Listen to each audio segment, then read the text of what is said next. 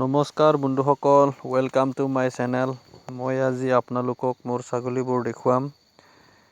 এয়া আপোনালোকে দেখা পাই থকা মুগা বগা স্পট থকা এইটো F1 ফিমেল হয়। মোটামুটি 8 মাহৰ পোৱালি হয়। এই পোৱালিটো মই বিক্ৰী কৰিম। কাৰোবাক যদি লাগে মোক কন্টেক্ট কৰিব। এইটো F1 ফিমেল হয়, অৰিজিনেল F1 হয়।